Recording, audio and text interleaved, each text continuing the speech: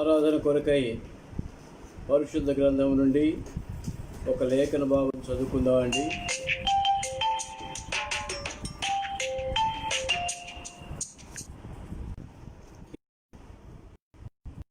కీర్తన గ్రంథము 114 మొదటి నుంచి 5 వచనాలు ఉన్నాయి. కలిసి చదువుకుందామండి. కీర్తన 114. ఐగుప్తులో నుండి ఇశ్రాయేలు అన్య భాష గల జనులలో నుండి యాకోబు బయలువెళ్ళినప్పుడు యూదా ఆయనకు పరిశుద్ధ స్థలమాయను, ఇశ్రాయేలు ఆయనకు రాజ్యమాయను. సముద్రము దానిని చూచి పారిపోయెను, యోర్దాను నది వెనుకకు మళ్ళెను. కొండలు పొట్టేళ్ల వలెను, గుట్టలు గొర్రె పిల్లల వలెను గంతులు వేసిను. సముద్రమా, నీవు పారిపోవుటకు నీకేమి తటస్థించినది? యోర్దాను, నువ్వు వెనుకకు మలుటకు నీకేమి తటస్థించినది? కొండలారా, మీరు పొట్టేళ్ల వలెను, గుట్టలారా, మీరు గొర్రె పిల్లల వలెను గంతులు వేయుటకు నీకేమి సంభవించినది? భూమి, ప్రభువు సన్నిధిని, యాకోబు దేవుని సన్నిధిని వడకుము.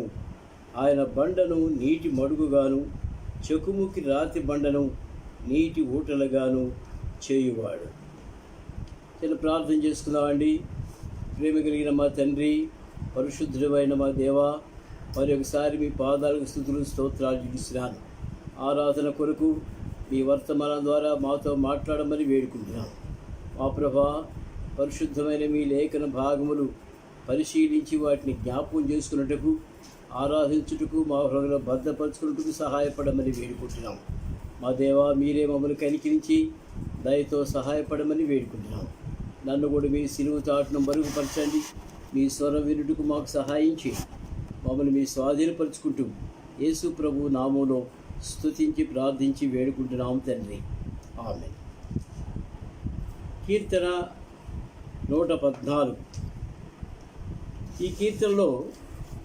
ఈ కీర్తన రాసిన వారు ఎవరు అని మనం అనుకున్నట్లయితే, దావీదు కీర్తననే పైన వ్రాయబడింది. కొన్ని కీర్తనలు 110 దావీదు కీర్తన, మరి అక్కడి నుంచి అన్నీ కూడా దావీదు కీర్తననే మనం అనుకోవచ్చు.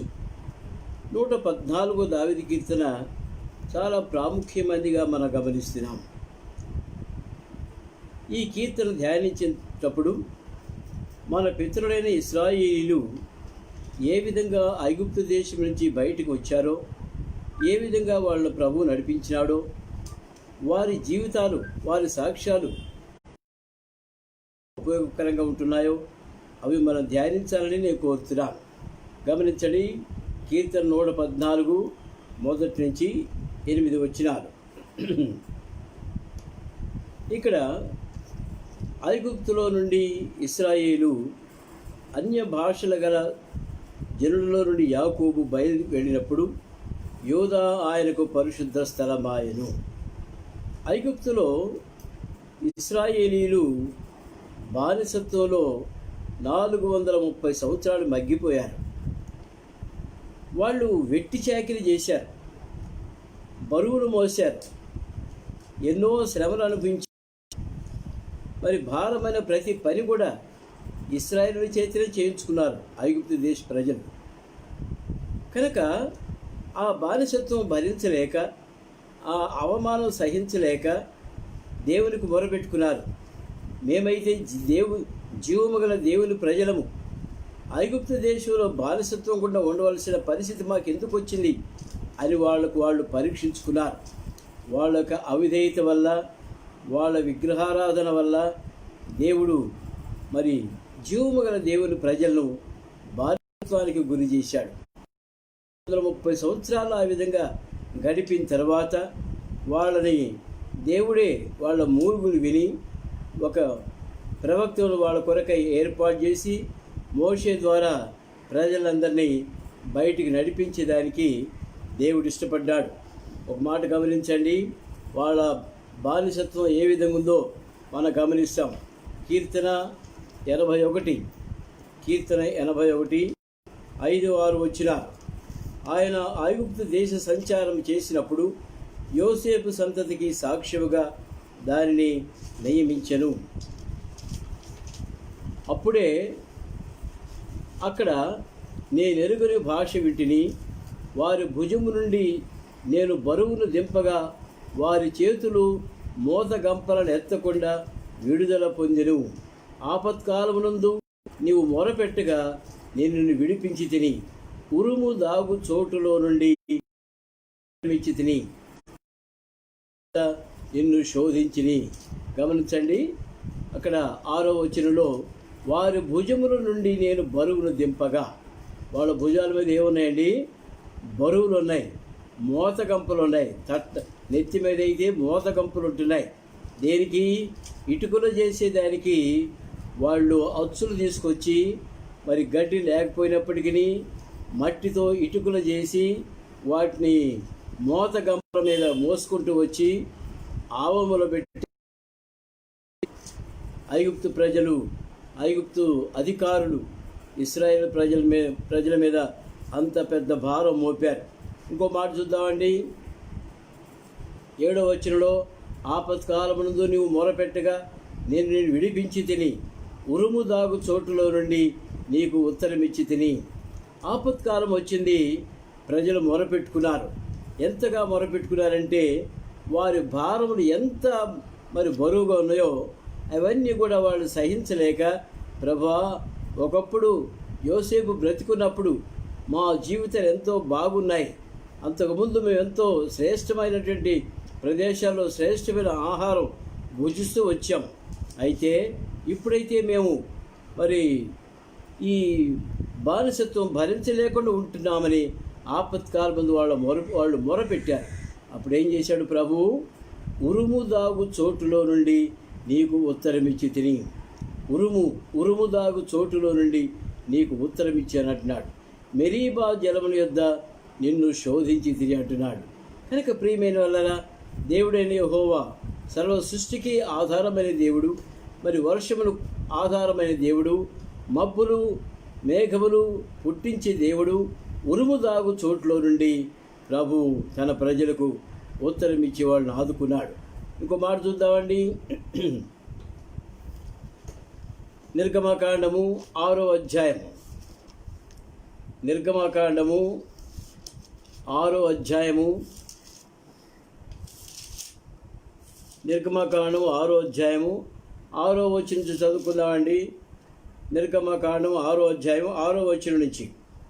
కాబట్టి నీవు ఇశ్రాయేలుతో ఇలాగ చెప్పుము, నేనే యెహోవాను.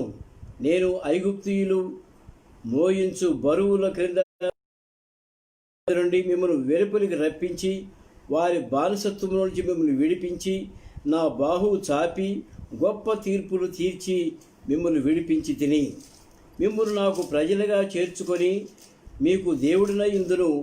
అప్పుడు ఐగుప్తీయుల బరువు క్రింద నుండి మిమ్మల్ని వెలుపలికి రప్పించిన మీ దేవుడని యెహోవా తీసుకొందురు.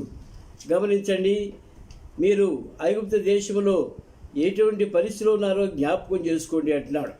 నేనే మీ మొర ఆలకించిన దేవుడు, నేనే ఐగుప్తుల నుంచి బయటికి రప్పించింది నేనే, బానిసత్తుల నుంచి మిమ్మల్ని విడిపించింది నేనే, నా బాహువు చాపి గొప్ప తీర్పులు తీర్చి మిమ్మల్ని విడిపించినాను.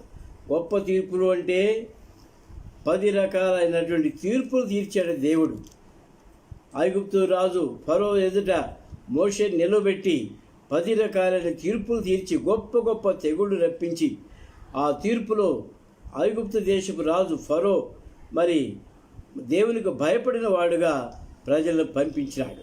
అటువంటి గొప్ప గొప్ప తీర్పులు తీర్చి తన ప్రజలని వారిని బయటికి నడిపించాడు. 8వ వచనం చదువుకుందామండి. నేను అబ్రహాము, ఇస్సాకు, యాకోబులకు ఇచ్చిదనని చెయ్యి ఎత్తి ప్రమాణం చేసిన దేశములోనికి మిమ్మల్ని రప్పించి దాన్ని మీకు స్వాస్థ్యముగా ఇచ్చేదను, నేను యెహోవానని చెప్పుమనగా. ఆ విధంగా ప్రజలతో మాట్లాడండి అని మోషేతో దేవుడు సెలవిచ్చాడు. కనుక ప్రియమైన వల్లరా ఆ విధంగా తన ప్రజలైన వారిని బయటికి నడిపించేదానికి ప్రభు ఇష్టపడి వాళ్ళ మొర ఆలకించి బయటికి నడిపించాడు. ఒక మాట చదువుకుందామండి. కీర్తన 81 2వ వచనం. కీర్తన 81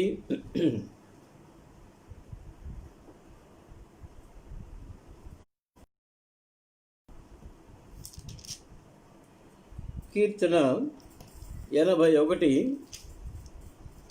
2వ వచనం. కీర్తన ఎత్తుడి, గిలక తప్పెటకు పట్టుకుని స్వరమండలమును మనోహరమైన సితారాను వాయించుడి. కీర్తన 81. ఆయన ఐగుప్తు దేశ సంచారం చేసినప్పుడు సంతతికి సాక్ష్యముగా దానిని నియమించెను. 6వ వచనం కూడా. అక్కడ నేను ఎరుగని భాష వింటిని, వారి భుజము నుండి నేను బరువును దింపగా వారి చేతులు మోతగంపల నుండి విడుదల పొందారు. ప్రియమైన వాళ్ళని ఆ విధంగా దేవుడు విమోచించి ఇశ్రాయేలు ఆయనకి రాజ్యముగా దేవుడు ఏర్పాటు చేసుకున్నాడు. పరిశుద్ధమైన ప్రజలుగా దేవుడు వాళ్ళని ఏర్పాటు చేసుకున్నాడు. ఒక మాట చదువుకుందాం. 19వ అధ్యాయము నిర్గమకాండము 19వ అధ్యాయము 4, 5, 6 వచనాలు కలిసి చదువుకుందామండి. 19వ అధ్యాయము 4, 5, 6 వచనాలు కలిసి చదువుకుందాం. నేను ఐగుప్తీయులకు ఏమి చేసినో మిమ్మును గద్ద రెక్కల మీద మోసి నా యొద్దకు మిమ్మల్ని ఎట్లు చేర్చుకుంటునో మీరు చూచితిరి. కాగా మీరు నా మాట శ్రద్ధగా విని నా నిబంధన నడిచిన ఎడల మీరు సమస్త దేశ జనులలో నాకు స్వకీయ సంపాద్యమగుదురు. గమనించండి, దేవుడు తన ప్రజలైన వారిని ఏ విధంగా మోసుకొచ్చాడంటే గద్ద రెక్కల మీద మోసినట్టు. గద్ద రెక్కల మీద తన పిల్లలను మోసుకుంటూ వస్తుంది గద్ద. ఆ విధంగా మీద మిమ్మల్ని మోసుకొని ఐగుప్తు దేశం నుంచి విడిపించి పాలు తేనెలు ప్రవహించే దేశానికి మిమ్మల్ని నడిపించాను.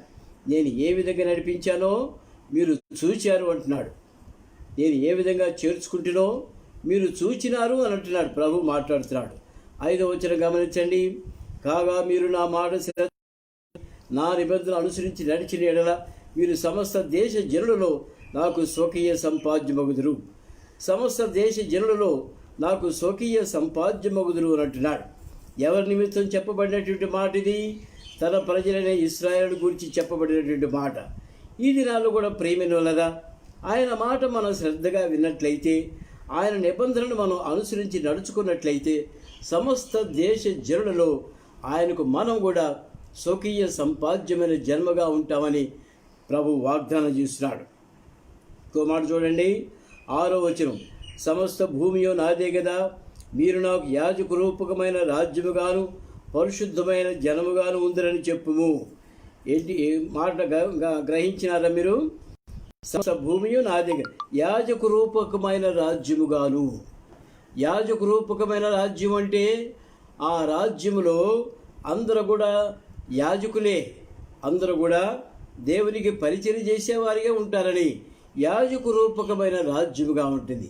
ఆ రాజ్యములో ప్రతి ఒక్కరు కూడా దేవునికి యాజకత్వం జరిగించి దేవుని స్తుతించి ఆరాధించేవారు ఉంటున్నారని దేవుడు ఆ విధంగా వారిని ఏర్పాటు చేసినాడని దాని భావం. యాజక రూపకమైన రాజ్యముగాను పరిశుద్ధమైన జనముగాను ఉందని చెప్పుము. పరిశుద్ధమైన జనముగా ఉంటారు అనగా ఏ విధంగా పరిశుద్ధులవుతారు? ఒక వ్యక్తి ఏ విధంగా పరిశుద్ధులవుతాడండి? ధర్మశాస్త్రం ద్వారా ఏ వ్యక్తి కూడా పరిశుద్ధుడు కానేరడు. అయితే దేవుని కృప వలన మన పితరులైన ఇశ్రాయేలీయులను దేవుడు ఐగుప్తు నుంచి నడిపించినప్పుడు ఎర్ర సముద్రం ద్వారా నడిపించి వారిని పాప క్షమాపణ అనుగ్రహించి బాప్తిసం ఇచ్చినట్లుగా మనం గమనించాలి. ఆ విధంగా వారు ఎర్ర సముద్రం దాటిన తర్వాత దేవుని ప్రజలుగా, దేవుని సొత్తైన ప్రజగా యాజక రూపకమైన రాజ్యముగా దేవుడు ఏర్పాటు చేశాడు. వాళ్ళని పరిశుద్ధమైన జనముగా చేశాడు. ఈ దినాల్లో మనల్ని ప్రభు ఏం చేస్తున్నాడు? ఏ విధంగా పరిశుద్ధులుగా చేస్తున్నాడు? మనం అయితే ఎర్ర సముద్రం దాటినప్పటికీ ఈ దినాల్లో మనం పరిశుద్ధులం కాలేము. ఒకవేళ ఏ సముద్రం దాటినప్పటికీ పరిశుద్ధులం కాలేము. కానీ మనిషికి జన్మ పాపము కర్మ పాపమే ఉంటుండగా మరి మనం చేసిన ప్రతి పని నిమిత్తము, ప్రతి పాపము నిమిత్తము పాపులుగా తీర్చబడ్డాము. ప్రతి చట్టము కూడా చెప్పేది అదే. మనం చేసిన పాపము నిమిత్తము పాప భూయిష్టమైన ప్రజలుగా మనం ఉంటుండగా, పాపులుగా ఉంటుండగా, నిత్య శిక్షకు దేవుని ఉగ్రతకు మనం పాత్రులమై ఉంటుండగా ప్రియమైన వాళ్ళారా, మనం కూడా మరి పరిశుద్ధులుగా తీర్చబడాలని దేవుని యొక్క సంకల్పం. మనం పరిశుద్ధులుగా తీర్చబడాలని తన సొంత కుమారుడైన యేసుక్రీస్తు ప్రభువారిని శిలువలో బలిగా సమర్పించాడు. తన సొంత కుమారుడైన యేసుక్రీస్తు ప్రభువారిని శిలువలో బలిగా సమర్పించి ఆయన శిలువలో కార్చిన రక్తం ద్వారా మన ప్రతి పాపమును కడుగబడుటకు దేవుడు ఒక ఏర్పాటు చేశాడు. ఎవరైనా సరే క్రీస్తు యేసునందున్న ఎడల వాడు నూతన సృష్టి, పాతవి గతించును, ఇదిగో సమస్తం క్రొత్త వారిని ప్రభు సెలవిచ్చిన ప్రకారం మనం కూడా యేసుక్రీస్తు ప్రభు రక్తములో మన పాపమును విశ్వాసం ద్వారా కడగబడినట్టుకు మనం ఒప్పుకున్నట్లయితే ప్రభు మనను కూడా నీతిమంతులుగా తీరుస్తాడు, పరిశుద్ధమైన ప్రజలుగా తీరుస్తాడని మనం నేర్చుకుంటున్నాం. కనుక ప్రియమైన వాళ్ళరా, దేవుని యొక్క సంకల్పము ఏ విధంగా ఉందంటే మనకు కూడా దేవుడు ఏర్పాటు చేసినటువంటి తన రాజ్యములో ప్రవేశింపజేయాలని ఆయన సంకల్పించుంటుండగా ఆ రీతిగా మనం నడిపిస్తున్నాడని మనం గమనించాలి. ఈ దినాల్లో నిజానికి ఇశ్రాయేలుతో మనం సహపాలుతులు కాకపోయినప్పటికీ మరి మనను కూడా వాళ్ళతో చేర్చి సమీపస్తులకి చేశాడు. ఇంకో మాట చదువుకుందామండి. నిర్గమకాండము 25వ అధ్యాయము, నిర్గమకాండము 25వ అధ్యాయము 8వ వచనం. ఈ విధంగా నడిపించిన ప్రజలను దేవుడు ఏ విధంగా పోషిస్తూ వచ్చాడో గమనించండి. నిర్గమకాండము 25:8. నేను వారిలో నివసించినట్లు వారు నాకు పరిశుద్ధ స్థలమును నిర్మింపవలెను. నేను నీకు కనపరచు విధమున మందిరం యొక్క ఆ రూపమును దాని ఉపకరణలన్నిటినీ రూపమును నిర్మింపవలెను. గమనించండి, నేను వారిలో నివసించున్నట్లు. ఎవరు నివసిస్తున్నారు? దేవుడు ఎక్కడో ఒక కొండ మీద కానీ, ఒక పర్వతం మీద కానీ, ఆకాశంలో కానీ నివసించే దేవుడు కాదు. ఆయన మానవుడు ఎక్కడుంటే వాళ్ళ హృదయాల్లో నివసించే దేవుడుగా ఉంటున్నాడు. ఆయన మహాగణుడు, మహోన్నతుడైనప్పటికీ, ఉన్నత స్థలాల్లో నివసించే దేవుడు అయినప్పటికీ విరిగి నలిగిన హృదయాల్లో నేను నివాసం చేస్తానని యెషయా ప్రవక్త ద్వారా దేవుడు వాగ్దానం చేశాడు. కనుక ప్రియమైన వారా, ఎవరైతే విరిగి నలిగిన మనసుతో ప్రభువును మరి సేవిస్తారో అట్టి వారి హృదయాల్లో ప్రభు నివాసము చేస్తాడని వాక్యం సెలవిస్తుంది. దేవుడు మన హృదయాల్లో నివాసం చేసినప్పుడు, దేవుడు మన పట్టణాల్లో నివాసం చేసినప్పుడు, దేవుడు మన గృహాల్లో నివాసం చేసినప్పుడు మనందరం కూడా ఆయన వెలుగును చూచి పరిశుద్ధులుగా తీర్చబడతాం. ఆ రీతిగా ప్రభు మనలను మన మధ్యలో నివసించి మనకు దేవుడుగా ఆయన మనం నడిపిస్తూ వచ్చినట్టుగా గమనించాలి. ఇంకో మాట చూద్దామండి. నిర్గమకాండము 49వ అధ్యాయం. నిర్గమకాండము 49వ అధ్యాయము. నిర్గమకాండము 49 లేదండి. నిర్గమకాండము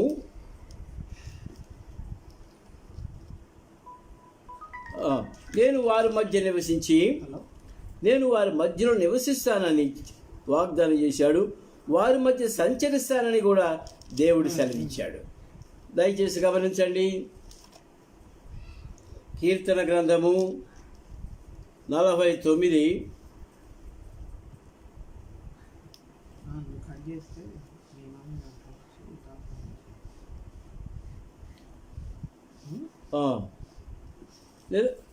కనుక మన ప్రభు అయిన వారు మన మధ్యలో సంచరిస్తారని సెలవిచ్చాడు. తిరిగి మనం కీర్తన 114 వెళ్ళిపోదాము. కీర్తన 114 గమనించండి. 3వ వచనం. సముద్రము దాన్ని చూచి పారిపోయెను. ఎవరు చూచి? ఇశ్రాయేలీలు ఐగుప్తు దేశం చూస్తుంటే వారికి ఎర్ర సముద్రం అడ్డం వచ్చింది. ఎర్ర సముద్రం అడ్డం వచ్చినప్పుడు మోషే ప్రభు వైపు చూచాడు. ప్రభువా, ముందుకు సాగలేని పరిస్థితి, సముద్రం అడ్డం వచ్చింది, వెనుకకు పారిపోలేని పరిస్థితి. ఎందుకంటే ఐగుప్తు దేశము ఫరో మరి శ్రేష్టమైన రథాలతో ముందుకు వస్తున్నాడు, మా మీదకు వస్తున్నాడు. వెనక్కు పోలేము, ముందుకు పోలేము. మేమేం చేయాలన్నప్పుడు దేవుడు మోషేతో సెలవిచ్చాడు. మోషే, ఎందుకు నాకు మొరపెడుతున్నావు? నీ చేతిలో ఉన్న కర్ర సముద్రం వైపు చాపమన్నాడు. వెంటనే సముద్రం ఏమైందండి?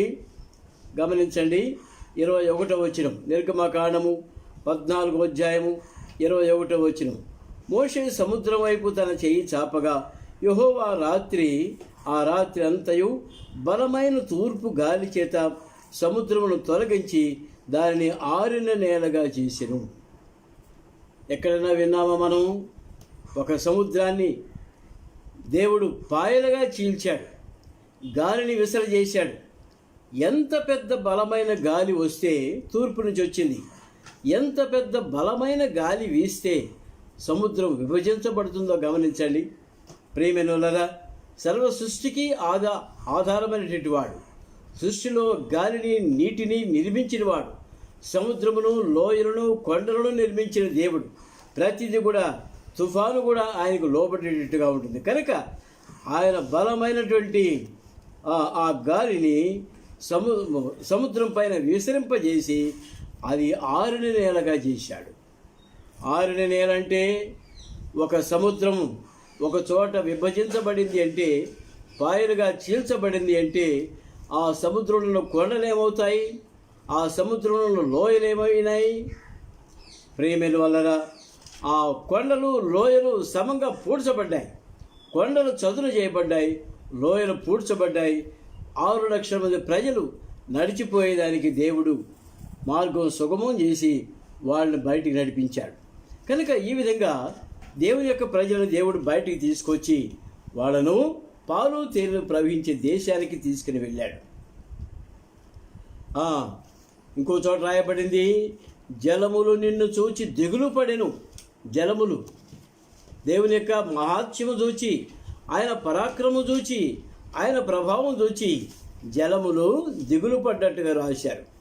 కనుక ప్రియమైన వాళ్ళరా, మరి ఇటువంటి గొప్ప గొప్ప కార్యములు చేసినటువంటి మన ప్రభు తన ప్రజలను వారిని బయటికి రప్పించాడు. ఒక మాట గమనిస్తాం, కీర్తన 114:4, కొండలు పొట్టేళ్ల వలెను, గుట్టలు గొర్రె పిల్లల వలెను గంతులు వేసెను. ఏమైనాయి? కొండలు ఏమి చేసినాయండి? సముద్రంలో కొండలు ఏమైనాయి? కొండలు పొట్టేళ్ల వలె గంతులు వేసినాయి, గుట్టలు గొర్రె పిల్లల వలె గంతులు వేశాయి. సముద్రమా, నీవు పారిపోటుకు నీకేమి తటస్థించినది అని కీర్తనకారుడు రాస్తున్నాడు. యోర్దాను, నీ వెనుకకు మనుటకు నీకేమి తటస్థించినది? కొండలారా మీరు పొట్టేళ్ల వలన, గుట్టలారా మీరు గొర్రె పిల్లల వలె గంతులు వేయుటకు మీకు ఏమి తటస్థించింది? ఏమి తటస్థించిందంటే, దేవుడు తన ఆశ్చర్యకార్యాలు అద్భుత కార్యాలు చేయటం మొదలుపెట్టాడు. కనుక ఈ గుట్టలు, కొండలు, సముద్రాలు, నదులు అవన్నీ కూడా పారిపోయినట్టుగా మనం ఇక్కడ రాయబడింది. కనుక 7వ వచనం అంటున్నాడు, కీర్తన 114:7, భూమి ప్రభు సన్నిధిని, యాకోబు దేవుని సన్నిధిని వణుకుము అంటున్నాడు. భూమి మీద ఉన్న ప్రజలు దేవుని సన్నిధిలో వణుకుతూ ఉండాలి, ఆయనకు భయపడుతూ ఉండాలి. ఎందుకంటే సర్వ సృష్టి ఆయన స్వాధీనంలో ఉంటుండగా, అధీనంలో ఉంటుండగా, ఆయన చెప్పినట్టు వింటుండగా భూమి మీద ఉండే మనుష్య కుమారుడు ఎంతటి వాడండి. కనుక దేవుని సన్నిధిలో మనం వణుకుతూ ఆయన స్తుతించే వారం ఉండాలి. ఇంకో మాట చూద్దామండి, ఆయన బండను నీటి మడుగుగాను, చెకుముకి రాతి బండను నీటి ఊటలుగాను చేయువాడు. ఇక్కడ ఇశ్రాయేలీలు ఐగుప్తు దాటి ఎర్ర సముద్రం దాటి వస్తూ ఉన్నప్పుడు ఒక ప్రదేశంలో వాళ్లకు నీళ్లు లేకుండా పోయాయి. ప్రజలందరూ మోషేకు మొరపెట్టుకున్నారు. మోషే దేవుని దగ్గర మొరపెట్టుకున్నాడు. మోషే, ఎందుకు మొరపెడుతున్నావు? నీ చేతిలో కర్ర ఉంది కదా, నేను నీకు ఎదురుగా నిలబడుతున్నాను, ఆ బండకు నీ కర్ర చూపించమన్నాడు. మోషే ఏం చేశాడండి? ఆ కర్రను బండకు చూపించిన వెంటనే, లేదా కొట్టిన వెంటనే బండలో నుండి నీళ్లు ప్రవహించాయి.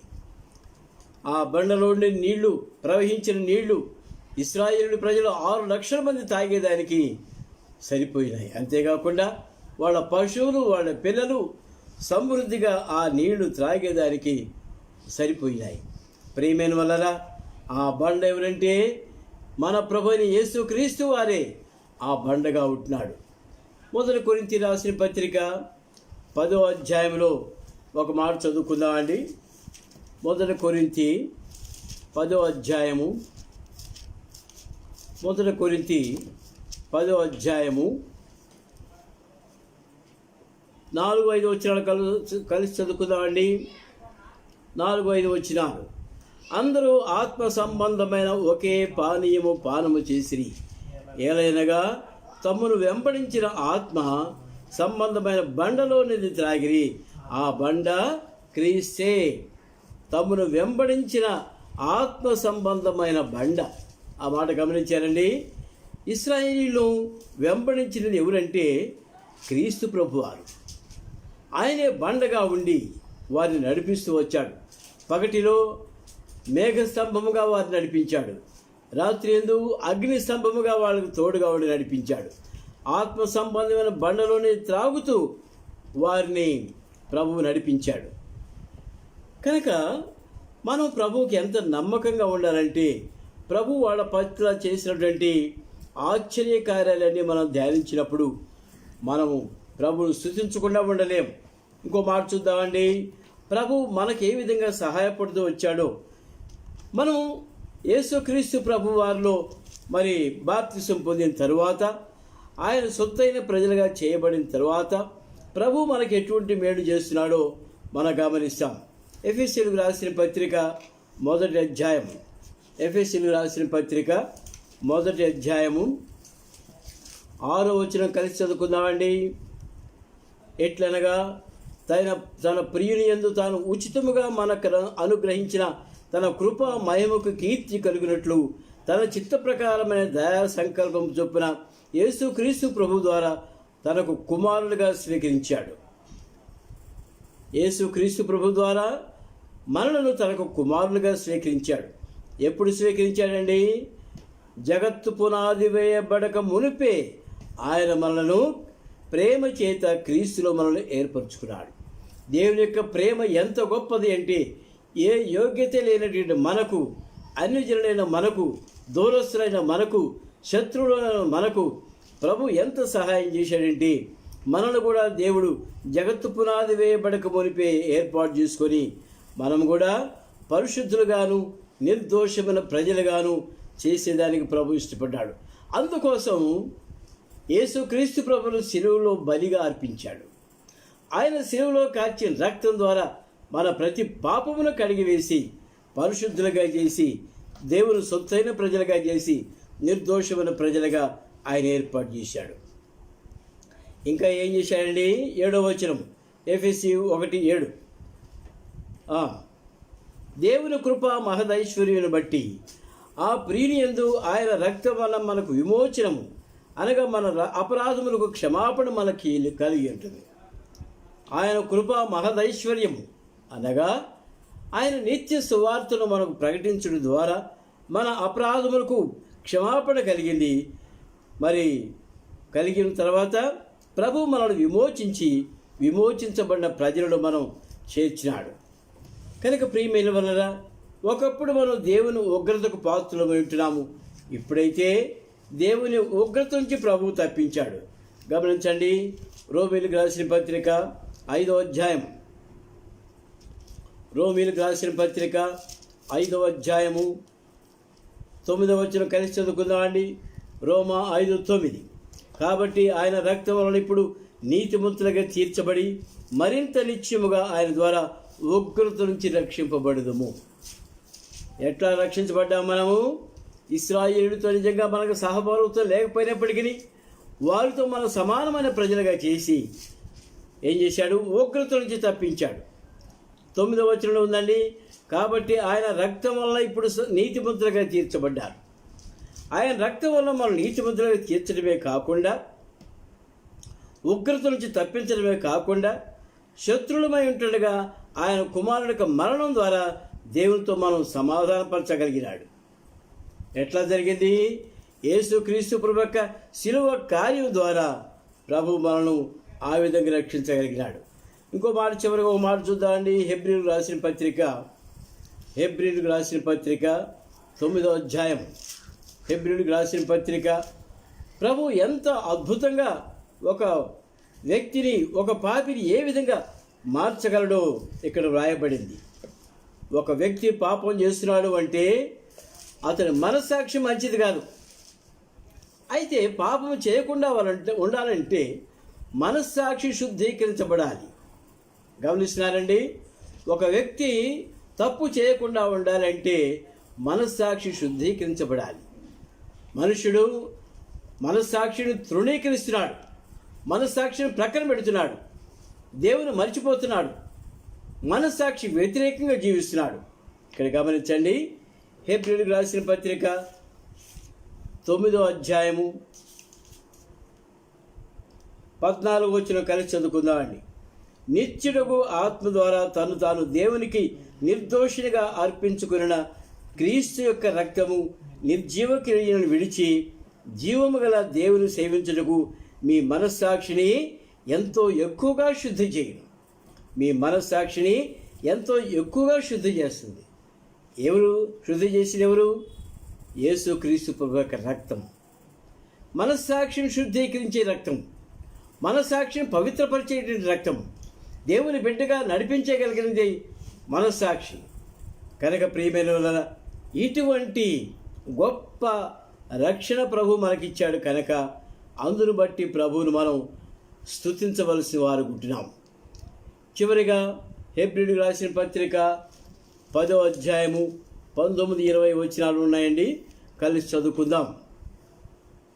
సహోదరులారా, యేసు మన కొరకు ప్రతిష్ఠించిన మార్గమున అనగా నూతనమైనదియు జీవము గలదియు ఆయన శరీరము అను తెర ద్వారా ఏర్పరచబడిన మార్గమున ఆయన రక్తం వలన పరిశుద్ధ స్థలమును ప్రవేశించుటకు మనకు ధైర్యము కలిగి ఉన్నది. ఆయన పరిశుద్ధ స్థలములో మనకు ప్రవేశానికి ధైర్యం వచ్చింది. ఇప్పుడు ఒకప్పుడు దేవుడు ప్రధాన యాజకుడు తప్ప ఎవరిని కూడా అలౌ చేసేవాడు కాదు. ఎవరైనా పొరపాటున వెళ్ళారంటే అతి పరిశుద్ధ స్థలంలో పొరపాటున అన్యాజ్ఞ అర్పించిన అర్పణ అర్పించిన అక్కడికక్కడే మరణించేవాడుకుంటున్నాడు. ఎప్పుడైతే యేసు క్రీస్తు ప్రభువారు ఆయన కృప ద్వారా మనల్ని కనికరించి తన బిడ్డలుగా మార్చి ఆయన సొత్తైన ప్రజలుగా చేసి మనస్సాక్షిని శుద్ధీకరించి ఆయన ఆరాధించే ప్రజలుగా చేశాడు. అందును బట్టి మనం ప్రభువుకు వందనాలు చెల్లించవలసి అనుకుంటున్నాం. ఒక్కసారి మనం గమనిస్తామండి, ఈ దినం మనం ధ్యానించిన లేఖన భాగాల్లో ఐగుప్తు దేశంలో దేవుని ప్రజలు బానిసత్వంలో ఉంటుండగా వాళ్ళ ప్రభు విడిపించి పాలు తేనెలు ప్రవహించే దేవుని ఏర్పాటు చేసిన రాజ్యానికి వాళ్ళని నడిపించాడు. మనం కూడా ఐగుప్తు దేశం లాంటి బానిసత్వంలో పాపములకు సాతానుకు శరీరానికి బానిసలుగా ఉంటుంటే మనల్ని విడిపించి ఆయన సొత్తైన ప్రజలుగా చేసి ఆయన సన్నిధికి మనల్ని నడిపించాడు. రెండో పాయింట్ ఏం చూసామంటే మనము ఆయన మనను స్వకీయ సంపాద్యముల జన్మగా చేసుకున్నాడు, మన మధ్యలో నివసించాడు. మనను కూడా ఆయన తన సొత్తైన ప్రజలుగా చేసుకొని యాజక రూపకమైన రాజ్యంలో పరిశుద్ధమైన జనముగా మనల్ని చేసినాడు. అందును బట్టి ప్రభువుకు మనం వందనాలు చెల్లించాలి.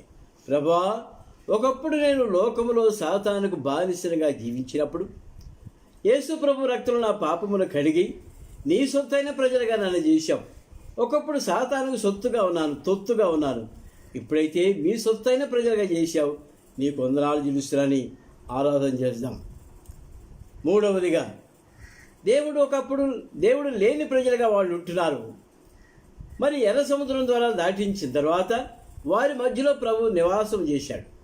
మన పరిస్థితి చూస్తే మనం కూడా ఒకప్పుడు లోక ఆచారాలకు లోబడి లోకస్తులుగా జీవించాం. ఇప్పుడైతే మన ప్రభు మనల్ని పరిశుద్ధులుగా తీసి మన మధ్యలో ఆయన నివాసం చేశాడు. చివరిగా ప్రభు మనకేం చేశాడో చూడండి. జగత్తు పునాది వేయబడక మునిపే ప్రభు మనల్ని ఏర్పాటు చేసుకున్నాడు. తల్లి గర్భంలో రూపింపబడక మునిపే ప్రభు మనల్ని ఏర్పాటు చేసుకున్నాడు. ఆయన ఆరాధించే ప్రజలుగా మనల్ని చేసుకున్నాడు. ఆయన రక్తం వల్ల మనకు విమోచన ఇచ్చాడు. పరిశుద్ధులుగా నిర్దోషులుగా తీర్చినాడు. ఉగ్రత నుంచి తప్పించాడు. మనస్సాక్షిని శుద్ధీకరించాడు. ఆయన శరీరం అనే తెర ద్వారా అతి పరిశుద్ధ స్థలంలో ప్రవేశింపజేసేదానికి ధన్యతనిచ్చాడు. అందును బట్టి ఈ పాయింట్లు కొన్ని జ్ఞాపకం చేసుకొని ఆరాధనలో మనం ప్రవేశిస్తాం. దేవుడు తన వాక్య భాగమును దీవించునుగాక. ఆరాధన కొరకు మనల్ని సిద్ధపరచునుగాక. ఆరాధనలో ప్రవేశిస్తామండి. సిద్ధంగా ఉన్నవారు వాక్యపు వెలుగులో ఆరాధించాలని కోరుతున్నాను.